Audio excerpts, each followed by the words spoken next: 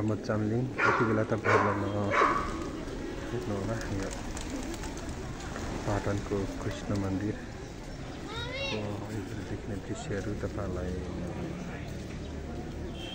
गइरहेको छु भिडियोमा जोड्न गइरहेको छु।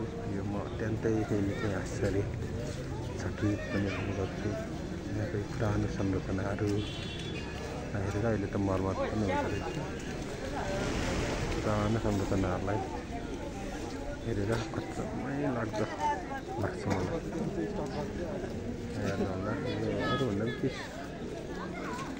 डेन्जर लाग्छ मलाई यो ढुङ्गाहरू चाहिँ कति फिट होला, यति लामो ढुङ्गा, यति ठुलो ढुङ्गा यो कसरी निर्माण गरी ढुङ्गाको कसरी स्थापना गरी यो पहिला परापूर्वकालमै बनाइएको ढुङ्गाका संरचनाहरू एउटा अत्यन्तै अचम्मित हुन्छु।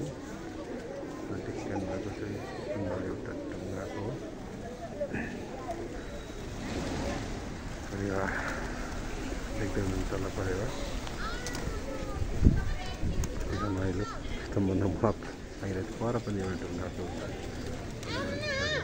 यो चाहिँ तपाईँहरूलाई म अर्को देखाउँछु। यो पुरानो ढुङ्गाबाट निर्मित भएका कुराहरू माथि त्यो मन्दिरको खम्बाहरू हेर्नु सबै त्यो ढुङ्गाको मन्दिरको प्रत्येक खम्बाहरू ढुङ्गाको यो संरचना म तपाईँलाई थोरै दिइहाल्नु होला।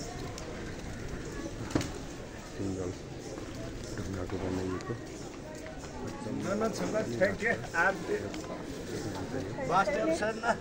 कसरी बनाइयो सिङ्गल ढुङ्गाको हो तपाईँहरूले यति ठुलो ढुङ्गाको निर्माण कसरी गरियो। अहिलेको विकास निर्माण भन्दा पनि पहिला विकास निर्माणलाई देखाउन अचम्मित नै हुन्छु। यति ठुलो ढुङ्गाहरू कहाँबाट व्यवस्थापन गरियो सबै ढुङ्गाकै देख्नुहुन्छ। योसँग चाहिँ म अचम्मित हुन्छु। यो काठको विभिन्न बनाइएको छ। यो काठको सन्दर्भमा हुन सक्ने चिज नै हो।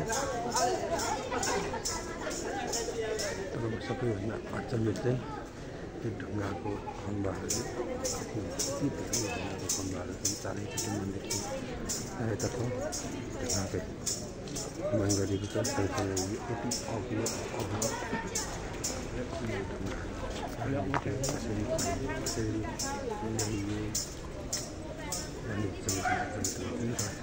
सानो संरचना जस्तो प्रस्तुति ल्याएको विभिन्न भनेर हेर्दाखेरि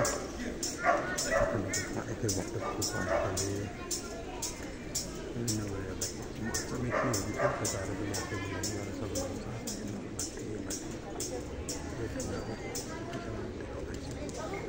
पाटनको कृष्ण मन्दिर देखेर दृश्यहरू तपाईँहरूलाई विशेष गरी बिहानीको पख थुप्रै आगन्तुकहरू भक्तजनहरू आउने कार्यक्रम तपाईँहरूलाई जोड्ने प्रयास गरेँ। कस्तो लाग्छ यहाँहरूलाई लागेको प्रतिक्रिया पनि होला।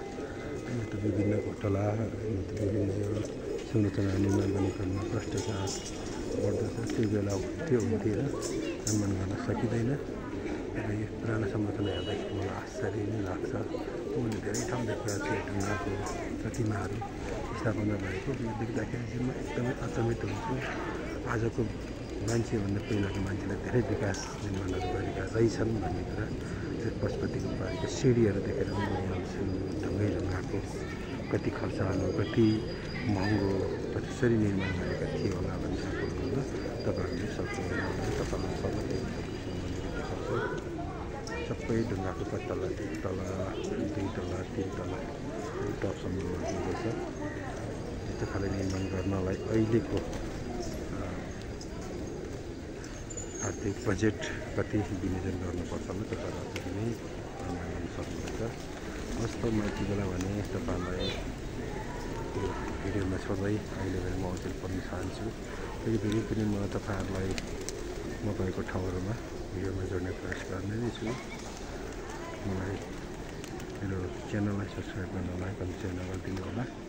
हस्त नमस्ते। यहाँको शुभ रहोस्।